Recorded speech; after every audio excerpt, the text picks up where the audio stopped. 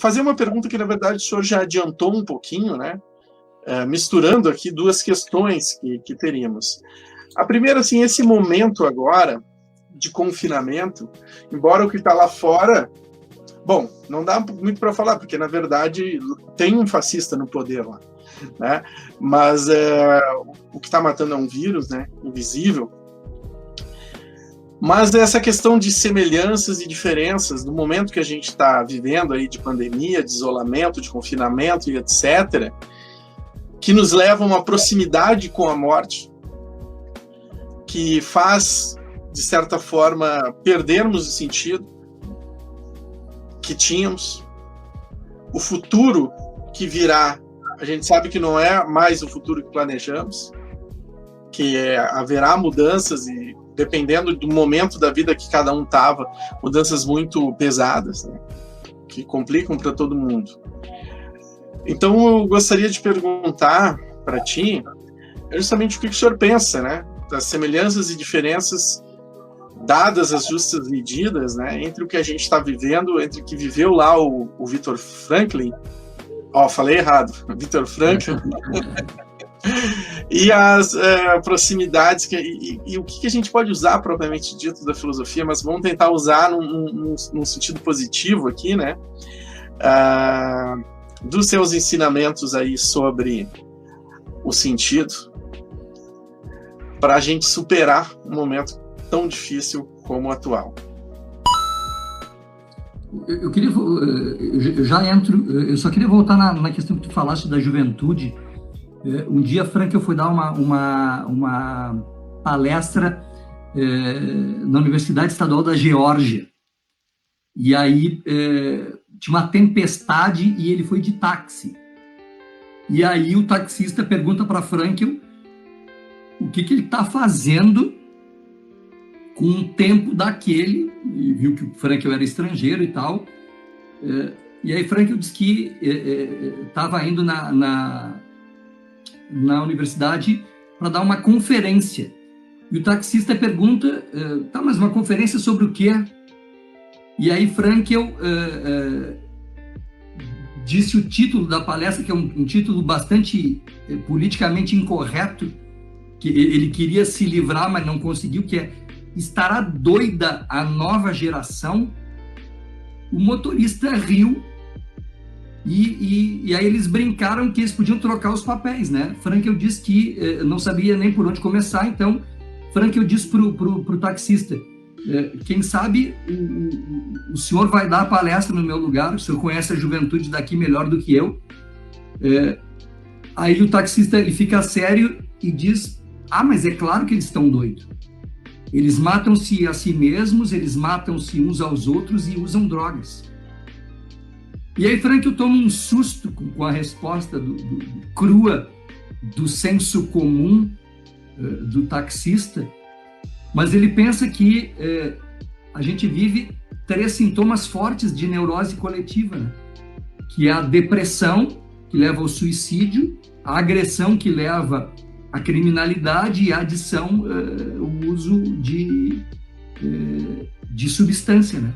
E o Frankel começa a conferência referindo as palavras do taxista, né? Então, sem querer simplificar demasiadamente, nos 3 sintomas a gente tem aí a origem, a causa do sentimento de falta de sentido, né? Voltando para a tua questão, a gente está numa situação que, se há um ano alguém dissesse isso para a gente ia completamente louco, né, cara? Isso nunca ia acontecer, a tecnologia nunca ia permitir uma coisa dessas, né? A última pandemia que a gente teve faz exatamente 100 anos, de 1918 a 1920. Então, ninguém viveu isso. As pessoas viveram de ouvir falar, né? Esses dias eu assisti uma entrevista do ex-ministro Delfim Neto para o Pedro Bial. fiquei muito impactado. O cara com 92 anos, foi ministro da ditadura, e ele tem uma lucidez assim impressionante, né? E ele ouviu, com 92 anos, ele ouviu falar da pandemia. Então, isso é uma coisa sem precedentes, né? Tu falaste de futuro, a gente nem sabe exatamente aquilo que a Legião Urbana cantava, né? O futuro não é mais o que era antigamente. Daqui para frente, então, nem se fala. As pessoas que fazem a analogia entre o campo de concentração e a experiência da pandemia, primeiro tu tem o choque de recepção. Imagina um dinossauro como eu, comecei a aula em março, na quarta-feira, ali 11, 12, eu fui para Veranópolis, trabalhei num curso de especialização lá, voltei para Porto Alegre, dei a minha aula de sexta, segunda-feira as aulas foram suspensas, 2 dias de preparação, na quinta-feira a gente começa com mediação remota de aprendizagem. Quer dizer, em uma semana, um dinossauro como eu precisa aprender a mediar a aprendizagem remotamente. Quer dizer, a gente é colocado abruptamente numa realidade nova. O sujeito chegava no campo de concentração, Frank pergunta por um amigo seu, onde é que está fulano, é designado com a letra P no livro? Alguém diz, o teu amigo foi para o lado esquerdo, sim, tá lá, ó, ele, ó, tá vendo aquela fumacinha lá? É o teu amigo voando para o céu. O sujeito, ele é enquadrado numa realidade nova, de maneira peremptória, assim, abrupta. Não tem momento de adaptação. O negócio e foi o que muitos de nós passamos. É o choque, depois tem o dia a dia, né? Tu vai andando, e aí vem aquela... Frank, eu disse que talvez a melhor definição de ser humano que ele conhece seja de Dostoiévski. O ser humano é o ser que a tudo se adapta, que a tudo se habitua. O sujeito que... O Frank, eu disse que no campo de concentração, todas as coisas que ele aprendeu em compêndios de medicina, elas perderam sua validade. Quanto tempo o ser humano aguenta sem comer, quanto tempo aguenta sem dormir, qual a temperatura mínima suportada pelo corpo humano. Pessoas que por qualquer barulhinho no cômodo contíguo lá na vida normal acordavam, deitam ao lado de um colega que ronca a plenos pulmões e rapidamente estão completamente adormecidas. Ou seja, tu entras numa realidade difícil, adversa, e tu rapidamente está adaptado a ela. Quando eles foram libertados, Frank, eu tenho aquela experiência ele diz assim, quando a gente mergulha muito fundo, tu vai voltando para a superfície, tu precisa voltar lentamente. Se tu voltares abruptamente, tu corres o risco de colocar em colapso o teu aparelho respiratório por descompressão. Finalmente, eles estão livres. Tantas vezes eles tiveram desejo de libertação que finalmente, quando eles estão livres, eles não sentem nada. E aí eles escondem que eles não estão alegres, porque eles têm vergonha de não estar alegres.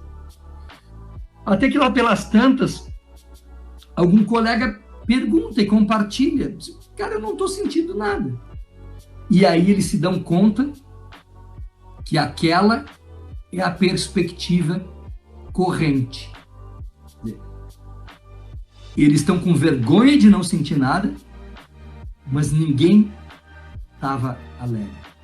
Quando eles vão embora do campo de concentração, e aí no meio a gente tem várias outras coisas que a gente poderia trazer, quando eles estão caminhando para fora do campo de concentração, um colega de Frankl começa a pisotear uma plantação em broto de aveia. E Frankl diz, cuidado com os talos que estão nascendo. E aí o cara diz, que é? Cuidado com plantação? Cuidado com aveia? Depois de tudo que eles fizeram comigo, os caras mataram minha mulher e meu filho. A gente sofreu o que a gente sofreu, tu vem falar implantação de aveia.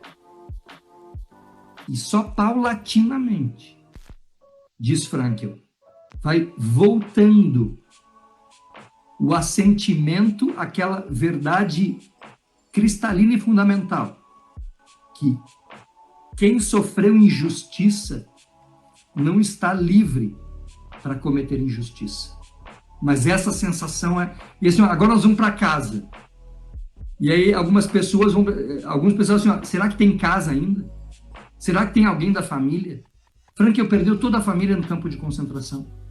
Só uma irmã que já tinha migrado para a Austrália sobreviveu.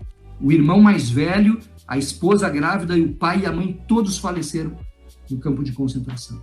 E muitos ainda tinham aquela sensação, vão voltar para casa e em casa vão ter aquele sentimento. Alguém vai dizer, eu sei pelo que tu passaste. E eles diziam, ninguém tem ideia do que nós passamos. Uma outra coisa que me ocorreu durante a fase da vida no campo de concentração. Algumas pessoas chegavam às lágrimas ao terem lembranças de passear pelas ruas de Viena, de andar de bonde, de entrar e sair de uma loja. Essa falta que muita gente tem hoje. Eu gostaria de caminhar na rua, eu gostaria de correr, eu gostaria de descer para brincar com meu filho, com meu neto na piscina. Eu gostaria de jogar futebol, aquelas coisas que são mais elementares e das quais a gente sente saudade. Quem foi meu aluno sempre na primeira ou no máximo na segunda aula ouve falar do mito de Sísifo. Sísifo, personagem grego, que foi condenado pelos deuses a rolar uma pedra até o cimo da montanha. Quando chegava no cimo da montanha, a pedra resvalava-lhe das mãos, o pobre desgraçadinho Sísifo descia, pegava a pedra e de novo levava a pedra até o cimo da montanha. Qual é o sentido do nosso cotidiano? De diuturnamente pegarmos a pedra e levarmos a pedra até o cimo da montanha. Hoje, até saudade daquela rotina da qual a gente tanto se queixa, a gente tem. Então, é um desafio, eu acho que para cada pessoa, e eu acho que isso o Frankl faz belamente, a responsabilidade de buscar e descobrir um sentido na tua vida, ela é só tua. E tu vai buscar assim, ó, e quando o Frankl fala em valores, e quando ele fala em busca e descoberta de sentido, ele não está falando teoricamente. Estou falando na realidade concreta. Quer dizer, na minha realidade concreta de pandemia, de isolamento social, que sentido eu estou buscando nesta minha vida concreta? Que valores efetivamente eu estou vivendo? Frankl, ele não explicita isso, mas a gente poderia trazer a definição de valor de Santo Tomás de Aquino. Valor é um bem concreto, não é uma coisa quimérica. E diz, e perfectivo de uma perfectibilidade do sujeito humano, ou seja, valor é um bem concreto que aperfeiçoa aquelas possibilidades de melhoramento que tu tens. Essa perfectibilidade. Tudo bem que a gente é imperfeição total, mas a gente tem possibilidades de crescimento, de realização de valores que nos tornam melhores, que tornam a nossa vida melhor, que tornam a vida, principalmente dos outros que convivem com a gente. O senhor sabe, por exemplo, assim, eu tenho notado entre as pessoas que estão literalmente fazendo pressão e até movimentação política aí, por os múltiplos retornos, né? Para os múltiplos retornos a uma normalidade que não existe mais. Além da própria questão da negação, né? Eu noto basicamente 3 tipos de pessoas que estão fazendo esse tipo de pressão. O primeiro, as pessoas que estão passando fome. E não são poucas, Luciano. assim, dependendo da profissão que a pessoa tinha, ela precisa continuar indo na rua, por exemplo, recolher lixo para trocar por migalhas na reciclagem, porque senão ela vai morrer de fome. Porque ela não conseguiu o auxílio aquele do governo, que tem um monte de gente com toda a condição lá está conseguindo, e etc, etc. Então, essa seria a primeira classe de pessoas e talvez é a menos barulhenta, porque ela não tem acesso. Quem está passando fome não está na rede social, quem está passando fome não está nas carreatas, né? Não consegue, mas há esse tipo de pessoa. E eu aqui, na nossa comunidade, que foi uma comunidade que já viveu dias melhores, quando o país vivia dias melhores, né? Eu vi, assim, o quanto de pessoas que literalmente precisam de uma cesta básica, porque senão não vai... de Porto Alegre, né? Que vivem de reciclagem de lixo, até isso está em crise. A matemática é muito simples, né? O de cima sobe e o de baixo desce. Já dizia bom, xibom, as meninas, né? Eu acho que é lá no ano 2000, mas poderiam botar um Karl Marx ali nessa assinatura. Então, quanto mais pobre a comunidade, mais ela está sofrendo nesse momento, né? Foi um vírus que chegou de avião, primeira classe, da Europa, aqui, mas hoje, inclusive, a maior parte dos mortos estão nas comunidades mais carentes, né? E assim, as ilhas de Porto Alegre, a gente teve, além de toda a crise trazida pela pandemia, a crise das enchentes, né? Exato. Pedindo, pelo amor de Deus, para que a população socorresse, porque a situação era aterradora, né? Não, e eu até me lembro do relato de moradora da ilha. Enchente, pandemia, e o cara com a família dentro de casa, deu o repórter assim, não, mas por que vocês não vão para o abrigo? Daí ele disse, não, se a gente ir para o abrigo, quando voltar já invadiram aqui e a gente não tem mais o barraco. Então são realidades que muitas vezes a classe média do alto, do 15º, 16º andar, nem imagina. O segundo tipo de pessoas são as privilegiadas, né, que estão se sentindo entediadas. Elas estão se sentindo entediadas. E muitos são justamente dessa classe média, né, que muito se orgulhou de comprar os seus apartamentos, só que num momento como agora, tem visto que essa forma da gente viver empoleirada, ela não é exatamente natural, né? O quanto que ter um espaço, um pequeno pátio, quem sabe plantar uma árvore no fundo de casa, alguma coisa do tipo, poderia ser mais interessante. Então o tédio entra com um fator aqui, e o tédio, como Schopenhauer dizia, né? O que é o tédio? Schopenhauer dizia que é o sentir da falta de existência, sentir a nossa existência se esvaindo, é o tédio. E o terceiro tipo de pessoa, que eu acho talvez mais curioso, né, é o pessoal que está se sentindo improdutivo. É o pessoal que está com vontade de rolar a pedra lá para cima da montanha e simplesmente quer voltar. E perde, como o senhor estava dizendo ali, na questão do sentido, né, o mundo que estamos vivendo agora, o momento que ele é terrível, é tenebroso, mas ele nos dá uma chance de vivermos, convivermos e contemplarmos que não teremos jamais. Vivermos, por exemplo, a nossa casa ou a inquietude da nossa mente mesmo. Temos mais tempo para reflexão. Não precisamos estar tão produtivo como se o mundo tivesse normal, porque o mundo não está normal. Termos esse momento também de contemplar o sol, o céu, o clima, a própria existência, a existência dos outros que vivem com a gente. Então, essa singularidade, bom e ruim são juízos de gosto, né? Como Kant diria.